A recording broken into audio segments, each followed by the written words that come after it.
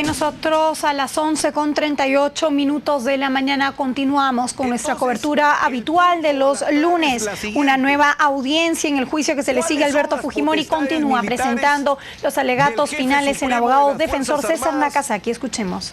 Según la Constitución de 1979, que era la que regía en la época de Barrios Altos y Cantuta. Y eso es lo que no ha enfrentado con seriedad la acusación.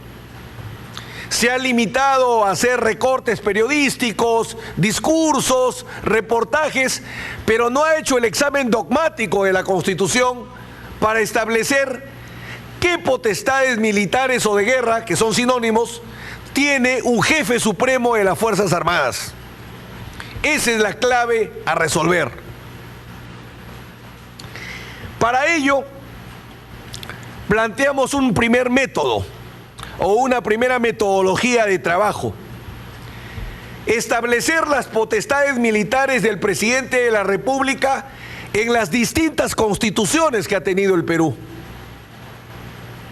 Porque nos va a dar un enfoque claro del tema que buscamos. El estudio de las constituciones que han regido en el país permite establecer dos tipos de potestades militares o de guerra, que las graficamos a continuación.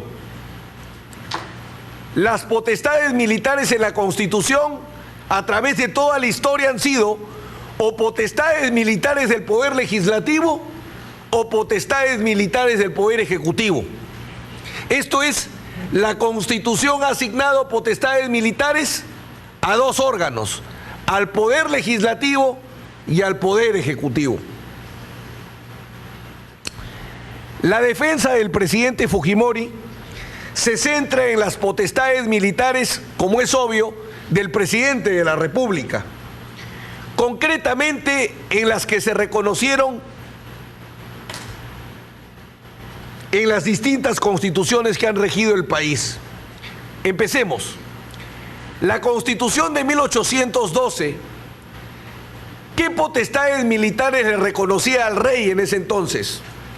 Dos concretamente: declarar la guerra y hacer ratificar la paz dando cuenta documentada a las Cortes, lo que equivale ahora al Congreso.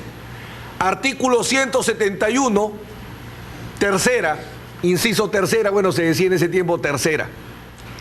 Y mandar a los ejércitos, no es un error gramatical, así se escribe en esa Constitución, mandar a los ejércitos y armadas y nombrar a los generales. Artículo 171, octava párrafo. Luego tenemos las potestades militares del presidente de la República en la Constitución de 1823. Eran tres.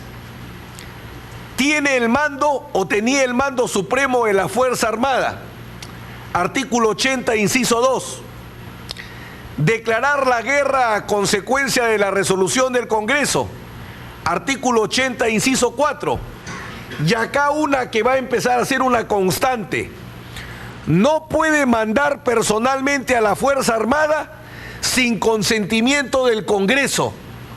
Artículo 81, inciso 1. Luego, las potestades militares del presidente de la República en la Constitución de 1826. Disponer de la fuerza permanente de mar y tierra para la defensa exterior de la República. Artículo 83, inciso 9. Mandar en persona los ejércitos de la República en paz y en guerra. Artículo 83, inciso 10. Aquí, cuando el presidente dirige la guerra en persona, podrá residir en todo el territorio ocupado por las armas nacionales. Artículo 83, inciso 11. O sea, el presidente de la República podía dirigir la guerra de manera personal.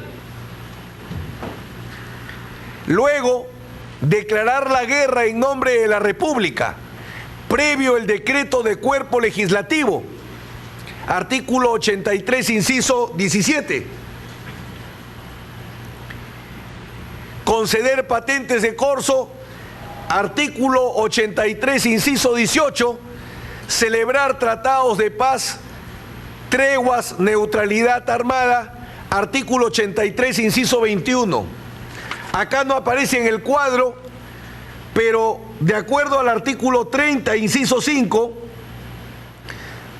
esta facultad de dirigir personalmente la guerra estaba condicionada a la autorización del Congreso. Siempre se va a repetir que el presidente puede dirigir la guerra, pero con autorización del Congreso. Luego viene la Constitución de 1828. ¿Cuáles eran las potestades militares del presidente de la República en la Constitución de 1828? Disponer de las fuerzas de mar y tierra para la seguridad interior y exterior de la República. Artículo 90, inciso 9.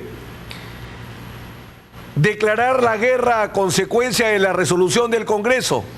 Artículo 90, inciso 10. Conceder patentes de corso. Artículo 90, inciso 11. Disponer de la milicia nacional para la seguridad interior con consentimiento del Congreso. Artículo 90, inciso 12. Celebrar tratados de paz, alianzas. Artículo 90, inciso 13. Nombrar los empleados del Ejército y la Armada. Artículo 90, inciso 16. Dar retiros, licencias y pensiones a los militares. Artículo 90, inciso 17. Y acá nuevamente la constante. No puede mandar personalmente la Fuerza Armada sin consentimiento del Ejército, del Congreso. Artículo 91, inciso 3. Luego viene la Constitución de 1939.